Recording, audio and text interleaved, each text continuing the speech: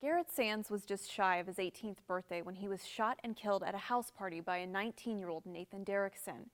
I got to sit down with Garrett's mother for an in-depth interview.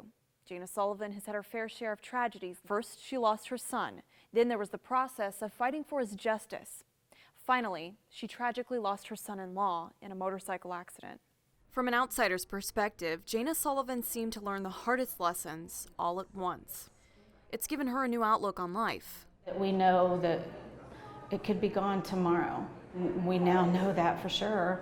In the face of unimaginable tragedy, losing her son to reckless homicide, Jayna had to put on a brave face and attend the court proceedings of Nathan Derrickson, the young man who pulled the trigger, ending Garrett's life at a house party in March 2018. There's a different kind of anxiety and stress that came along with it being an active court case. Court days were very stressful to me. We fought very hard. Derrickson was charged with a level 5 felony, maintaining that the shooting was unintentional. Jayna learned a lot about level 5s, which range from 1 to 6 years prison time.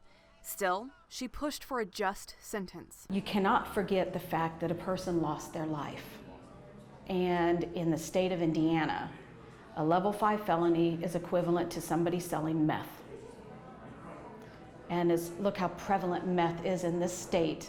And I believe it's fallen through the cracks. Close to 13 months after Garrett was killed, Derrickson was sentenced to 4 years in prison, 6 years probation. 10 years was the maximum sentence he could serve under a plea agreement.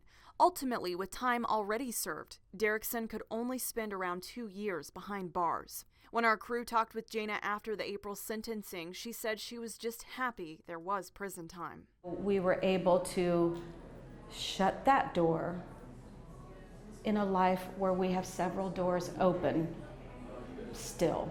One open door that Jayna hoped to pursue the summer after sentencing was raising her concerns and raising her voice at the state level. She planned to meet with lawmakers to change the consequences of the kind of reckless homicide she experienced. But a different door opened for her family.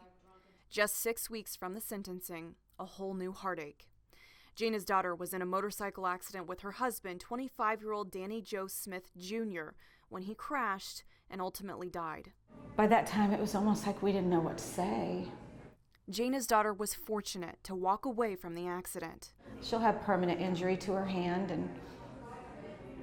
and a different injury to her heart because this is her husband and he's been a part of her life for 10 years. A new grief instantly halted Jayna's efforts at the state level. It was just so unreal that it could happen again.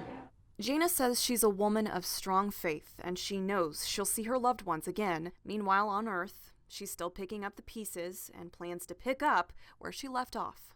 We are victims as much as my son was, and that's how change is made from people speaking up. I plan to stay in contact with Jayna through her journey to justice. But through all of this, she persisted with her courageous acts of kindness to help shape her community into a better place. And she tells me she will host a second prom dress giveaway come next season.